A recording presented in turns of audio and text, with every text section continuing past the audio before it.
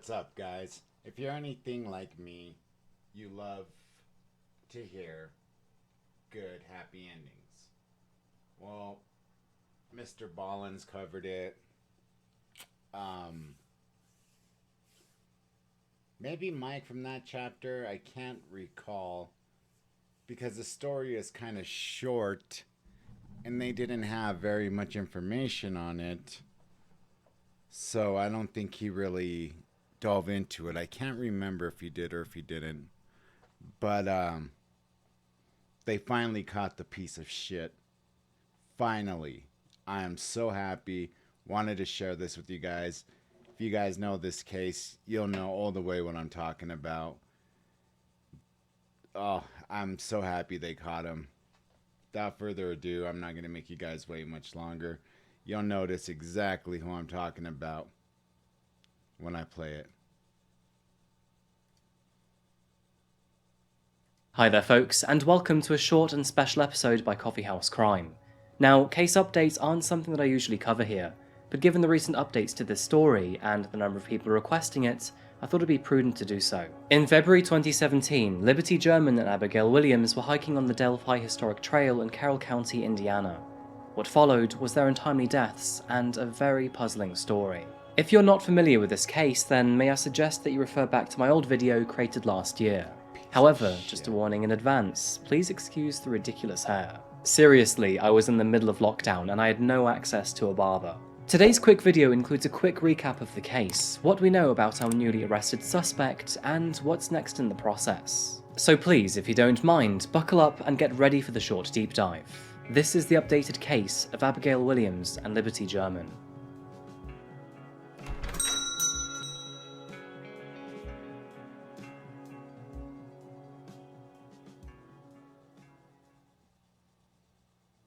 Our story today begins in Delphi, Indiana. Delphi is a tiny town in Carroll County with a small population of around 3,000 residents. Now, before its recent rise in the public spotlight, it was classed as a safe area to live and work, and was otherwise most commonly known for its significance in farming. Not a lot happened in this sleepy town, but as many of you will know, that all changed in February 2017. Liberty German and Abigail Williams were two young girls living in the area. The two were best friends and both attended Delphi Community Middle School. It was a Monday on February the 13th, 2017. Libby and Abby were hiking on the Delphi Historic Trail near the Monon High Bridge just east of Delphi in Carroll County, Indiana. The two girls were on a break from school, and it was an unusually warm day. At around 1 PM, a family member dropped them off near the bridge. And just over 1 hour later at 2:07 PM, Libby took this infamous photo of Abigail before posting it to Snapchat. But at 3:15 PM, when the two girls were due to be picked up, they never actually showed up. By 5:30 PM, authorities were informed of their disappearance, and unfortunately, the following day came with some very terrible news. Their bodies were found a short distance from the trail. What followed was a massive investigation into their deaths, and as it turns out, in the act of bravery and wit, the girls had actually recorded their killer. Shortly after their Snapchat post, a man approached them from the direction they had walked. Now, since he was acting strangely, Libby pulled out her phone and started recording the man. And her recording, as seen here, has given this individual the notorious nickname Bridge Guy. After catching up with them, Libby's phone recorded his verbal instruction, which, to this very day, I still find to be one of the eeriest recordings in existence.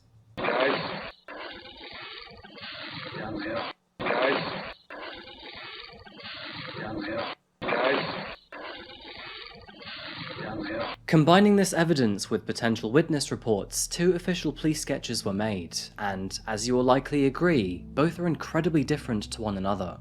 Now, several suspects came out of this, all of whom have since been declared as no longer a person of interest. But all of this changed just 2 weeks ago. Today is not a day to celebrate. For me it is. But the arrest of Richard M. Allen of Delphi on 2 counts of murder is sure a major step in leading to the conclusion of this long-term and complex investigation. That today, actually last Friday, was the day. And an arrest has been made. On October 26, 2022, Richard Allen was taken into custody and formally charged with 2 counts of murder in the case. Richard Allen, who is currently 50 years old, lives in Whiteman Drive, a residential neighborhood found in Delphi. Both he and his wife, Kathy Allen, have owned the home since 2006, meaning they had been living at the address at the very time of the girls' deaths. The home is half a mile from Delphi Community School, where Abby Williams and Libby German attended. It is also only 2.5 miles from the Monon Highbridge Trail, where the two were later found dead. Richard Allen has no criminal history, and he only has 2 speeding tickets, one taken in Jasper County in 2011 and another in Fulton County in 2005. He is also a licensed pharmacy technician, and to make things worse, he was once employed at the Delphi CVS, where he once made contact with Liberty's mother during their disappearance. She had once entered the store to print off photos of Libby and Abby ahead of their funerals, where he then refused to charge her for this service. Now, unfortunately, there are complications to this story too. The arrest of Allen and the decision taken by prosecutors to keep all information about his arrest under seal have raised many questions in the case and fueled further speculation. Now, it is worth noting that authorities are keeping his probable cause affidavit and all other evidence out of the public spotlight to prevent this case from being jeopardized. And of course, amateur detectives all across the internet have been relentless on this case.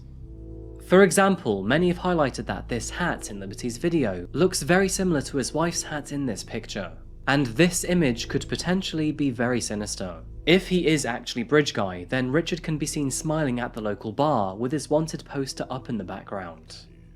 Since his arrest, and understandably, he has begged the court for a public defender. With his weak financial situation, he currently can't afford one. In his public letter, he said the following: "I hereby throw myself at the mercy of the court. I am begging to be provided with legal assistance in a public defender or whatever help is available. At my initial hearing on October the 28th, 2022, I asked to find representation for myself. However, at the time, I had no clue how expensive it would be just to talk to someone. I also did not realize what my wife and I's immediate financial situation was going to be.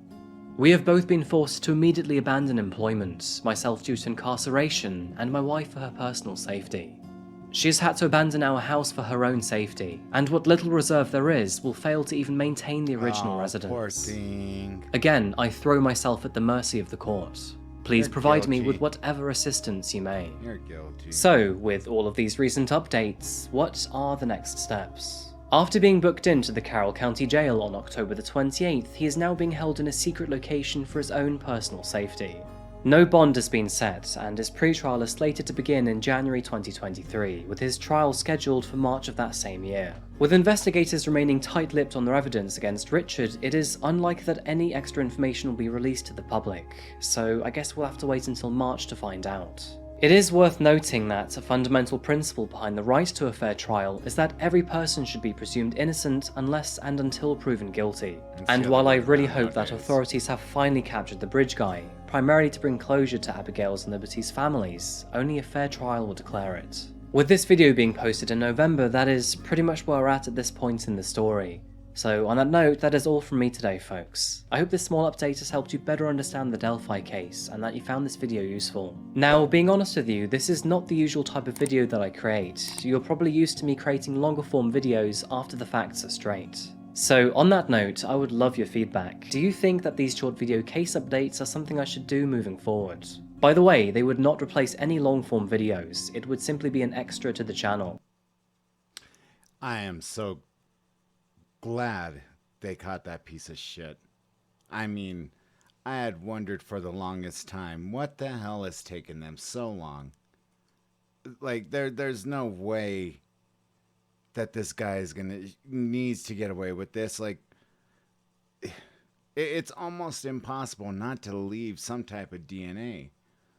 I mean, it never said, and I don't want it, I really don't want to know if he, did the R word to them, if he, everything that YouTube doesn't want you to say, if he did any of that shit, he had to leave behind some DNA.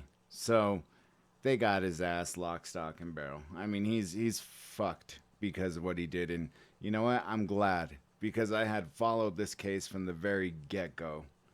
And I'm glad that they finally caught him. So it's a celebration. Fucking piece of shit. I would never have any sympathy for him and his wife. I mean, well, you know, his wife probably didn't know that, you know, he was a fucking psycho, you know, child stalking killer. So, yes, I do have a little bit of sympathy for her. But if she knew, yeah, then I wouldn't. But, yeah, man, let me know what you think. I'm glad they finally caught him. Those girls can now rest in peace and their families could have some closure. And to the families, I'm happy that they found the monster that did this to your children, and I hope that you find some solace in this. And you guys are in our prayers. So thank you guys for watching. Peace.